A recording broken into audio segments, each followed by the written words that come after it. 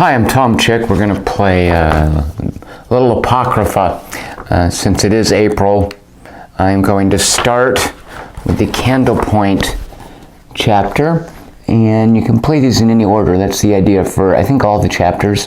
So we're starting with Detox. The mission structure for Detox is cleanse wherever there's trouble and as the hours pass. Each of the three structure cards establishes one of the basic premises for how the scenario plays.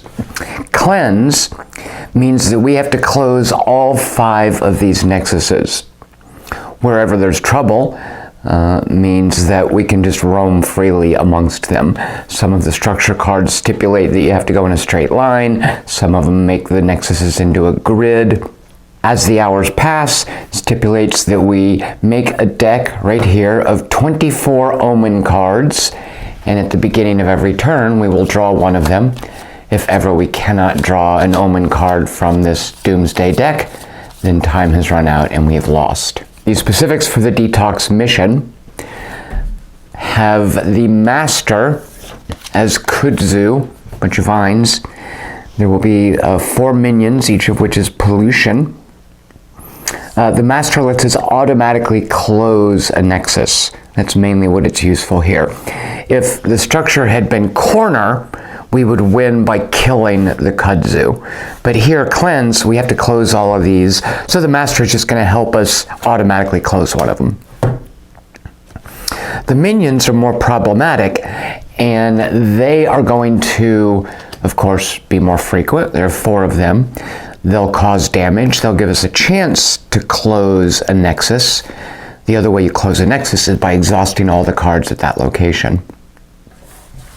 So we're shuffling these 5 cards up. 1 Master, 4 minions, and then we will seed the nexuses with them. There's also a bit of a twist in Detox in the form of this Watchdog. You can see him right up there. The Watchdog starts shuffled into his minion 16. He starts shuffled into the park, and what he will do is prevent damage. But when he prevents damage, that's great, preventing damage. But when he prevents damage, he runs off to another nexus and adds a card to that nexus, basically dragging, I don't want to say trash because it can be useful stuff, but dragging additional cards into a nexus, which might make it harder to close. But for the most part, he's helpful. So I will put these over here. These are what are called the true threats. They are represented in the decks by proxies for a Master and a minion. I'm also bringing up the Hayman because while the farm is on its doom side, we have to fight this guy to close the farm. So he might come into play. All right, so let's shuffle each of the nexuses and then we'll meet our cast of characters. So I've randomly drawn 4 characters. I'm not sure this would have been the group I would normally choose, but they're the group that I got. Ruby Doomsday, a roller derby enthusiast. She's a little girl who, it looks like her ability, I've never used her before, is to run around and do recon. And I guess if she doesn't like her hand, she can freely reshuffle it at the end of a turn. Matthew Lockheart, gentleman burglar. I've played a fair amount with him. There are 2 basic kinds of cards in each of the nexuses. There are threats and gifts. Threats being monsters, and gifts being the cards that we use to advance the gameplay. Matthew Lockheart has an easier time getting gifts out of the nexuses. Dr. Aziz is shorthand for Dr. al-Aziz, 71-year-old physician. He is a healer, pretty straightforward. And then finally, Ophelia Willows, a karmacologist, basically a hippie. Amongst Apocrypha players, there's a fair amount of conversation about whether or not she's overpowered. It's not really going to come into play at this point because she only helps once characters have advanced and added cards to what's called their halo. You put cards around here that are powerful one-shot powers. And she allows other people in the team, actually, can she do it to herself? Yes, she can, to hang on to their one-shot powers and reuse them. These guys have never been on an adventure before, so we don't have any one-shot powers, so that's not really going to help us. So my goal is to find the Watchdog, get him into play. So we're all going to start at the park. I'll use this as my turn order.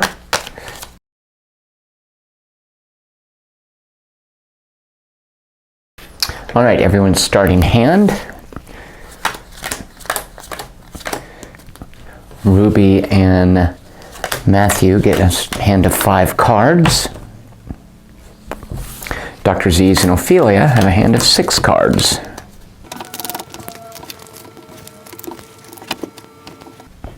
All right, we start with Ruby's turn. For starting, she draws from this deck. Here are the cards she has to use. The Omen of Pain. For support, Ophelia lets characters look at the top card of their deck and then reload or recycle it. I actually am hoping she'll get some of her omens in play, so I'm actually going to recycle that. I will use the Omen of Pain on the park. It starts on its doom side. Glad-handers, a threat. If we were to use rage, we would trash the highest rage die. There's not rage involved in this check, so I'm just getting rid of this. So they need a mind check of 15 or a soul of 12. Obviously, we're going to go for the soul check. Ruby has 2. Her virtue of soul is 2, so there's 2 dice there. Glad-handers invoke charm. Ruby does have a point in charm, so she gets a bonus die. Those are the dice we need to reach a 12. If we lose, we're going to draw a card and then bury an ally gift or 2 random cards. She have an ally. Well, we don't want to lose. Ophelia's at the same nexus. We're actually going to have her assist with her 4 here, which will let us reroll 4 dice. Here are the 5 mutate cards that kick in when somebody assists. I will randomly pick one of them. That will be the 4th card. 1, 2, 3, 4. These are unseen glad-handers. 2. Evaluate, we re-roll the highest die. But we can also re-roll 4 dice because now Ophelia is assisting.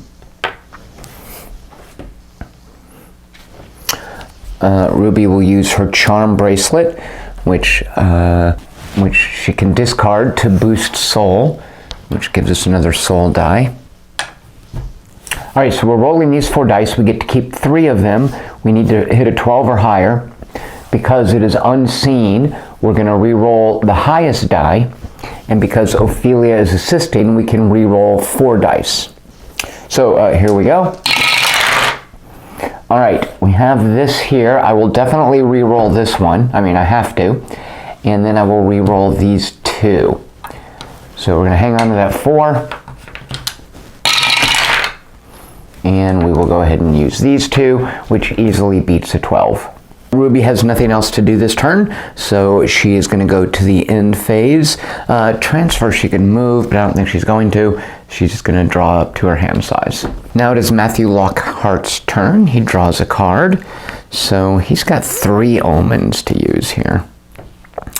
Let's use Gut Punch first, which means if we have a damage step, first we're going to have to bury a card. So we want to avoid a damage step here. It'll let us, actually, do we have anything for support? No.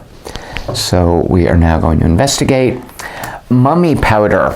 All right, we're using the body virtue. Matthew has a body of 4. That will be 4 dice. It uses a skill sense. Matthew has 1 point in sense, so there's a bonus die. Whenever Matthew is assembling versus a gift, because he is a gentleman burglar, he gets a bonus die. So we're just going to roll these. We need an 8 or higher with 3 of these dice. We got it, and he wins this gift. Now when he wins versus a gift, we can sacrifice it to investigate, which we're going to do. And this is no longer in play. A blasting cap. All right, we'll go for a soul check. Matthew's soul is 2. He doesn't have conjure or strike. Now, the problem with the detox scenario, is that whenever we evaluate versus a gift, if we fail, we are damaged. I think the idea is that these gifts are polluted, they're toxic. So if we were to roll these 2 dice for every point under 11 that we failed to reach, Matthew would take damage, which we don't want to happen. Now it is a gift, so because he's a gentleman burglar, he's going to get 1 bonus die. Let's go ahead and mutate it again with Ophelia's soul. So let us re-roll up to 4 of the dice. By the way, if we win this gift, we have to recycle it, but we mainly don't want to lose because we don't want to take damage. All right, so now we're going to have to use a mutate card. Here are 5 of them. I will roll to see which one we're using. The 5th one. This blasting cap is costly. 5, we have to recycle 1 gift. So let's see, let's recycle the sword cane. So then that gives us 4 rerolls from Ophelia's assist. So now I'm coming over here to Ruby Doomsday. I'm having her use the Wolfram Cube. When we're assembling versus a mutated card, which is what we're doing right now, we can recycle this card to add 1 body die. So the Wolfram Cube gets recycled into Ruby's deck, and we now add this die. And now that we're using this to add a die, a hack skill is involved in this check. You'll note that Matthew Lockheart has a hack of 2. So that gives him 2 bonus dice. So we're rolling these. We can re-roll 4 dice. We need to get an 11 or higher. There is our 11 or higher. Now here's a bit of a conundrum. We have 1 versus a soul gift. The park tells us that when we win versus a soul gift, we recycle this. However, Matthew Lockheart says when we win versus a gift, we can sacrifice it to investigate. Which one do we do first? Well, the rules have us covered. Early on, right here, this little golden rules box, which is super handy, tells us that if cards ever conflict with each other, then missions and structures beat mutations, mutations beat nexuses, this is a nexus here, nexuses beat saints, that's a saint, so this nexus instruction beats this saint instruction. So we recycle the gift, and Matthew Lockheart, our gentleman burglar, does not have the opportunity to sacrifice it to continue investigating the park. Now, he's still sitting on 2 omen cards. We know there are 3 threats in here. We got rid of the Godhanders, so there are 2 left here. And then 1 of these is in here, as well as the Watchdog. So we're going to use Omen of Hope. Flip the Nexus to Hope.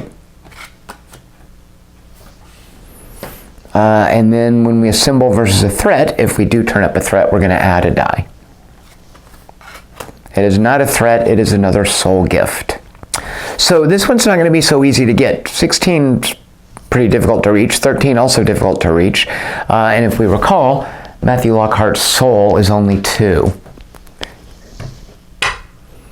Conjure and study are the skills here. Matthew Lockheart does not conjure or study. Now it is a gift, so we're going to get a bonus die.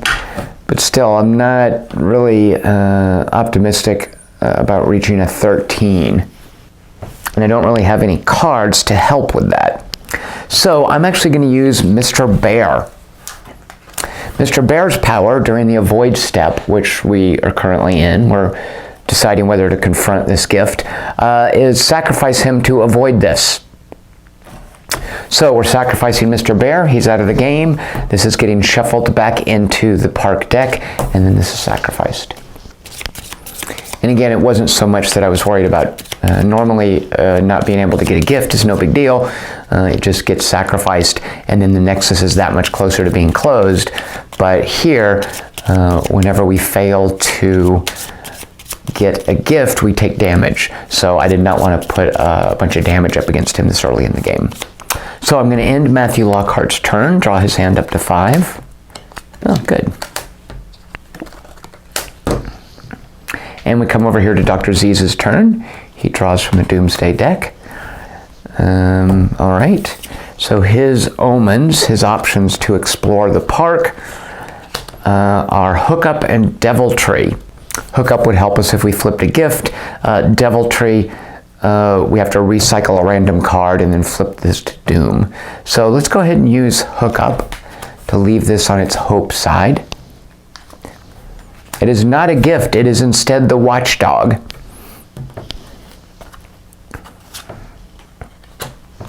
So the Watchdog says when you initiate, which is where we currently are, unless we wanted to avoid it, which we don't want to do. By the way, we're done with this. He is displayed as being present at the Nexus. Him being present there means the next time someone takes damage, their damage is reduced to 0, and then the Watchdog randomly runs off to a Nexus and then adds a new gift to that Nexus. So he's basically a damage shield. All right, Dr. Aziz is now going to use this omen to investigate. We're going to flip this to its doom side. We're going to randomly recycle one of his cards.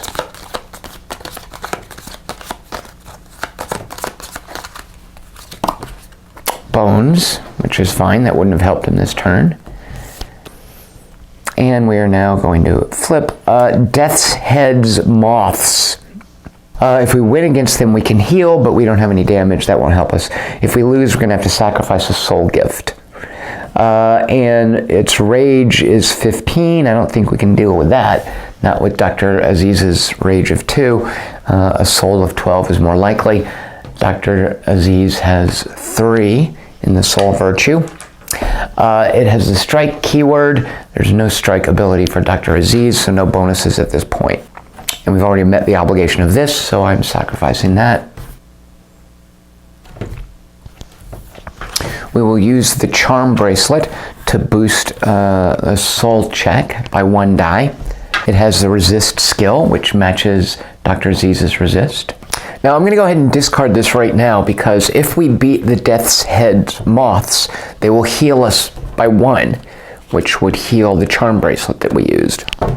I'm also going to mutate this check by having Ophelia again assist with a soul check. So that'll give us 4 rerolls. We're going to invoke one of these mutations. The first one, it is a terrifying Deathshead Moth. Looks like multiples of them. 4, we must reload 1 gift. No big deal. Let's reload the murder board. Alright, so these are the dice we have to roll to reach a 12. Because of Ophelia's assist, we can re-roll 4 of them.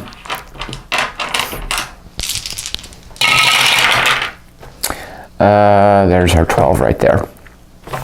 So we've won. That means we heal 1. This is the only card to be healed. We, of course, didn't take any damage, so the Watchdog just continues to hang out and watch. Dr. Al-Aziz has no more omens. He can't continue to investigate. He's going to refill his hand to 6.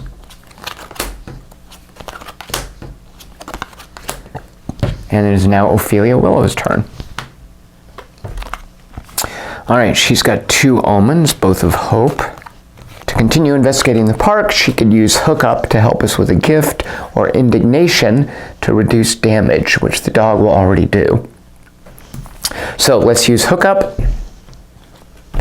And it is a grimoire, which is good because she's got 4 soul. We need a 13. Grimoire has a conjure and study skill. She's got a conjure of 1, so there's a bonus die. Oh, because we're using an omen of hope, this flips to its hope side.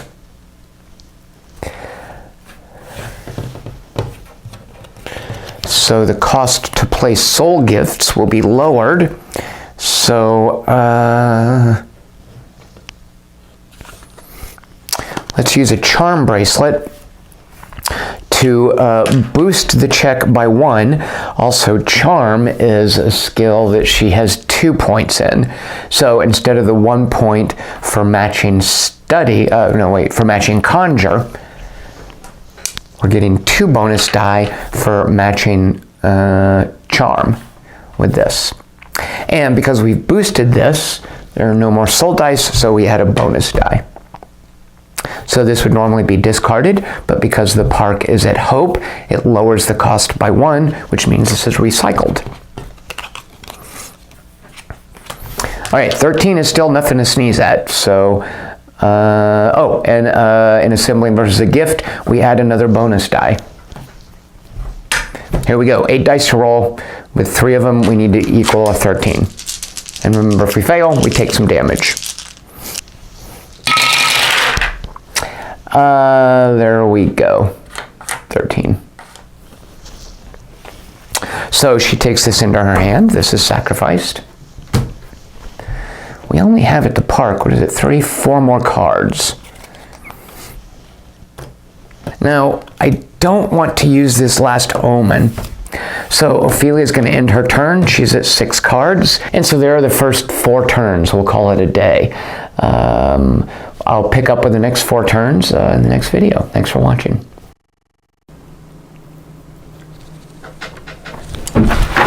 Oh, shoot a monkey.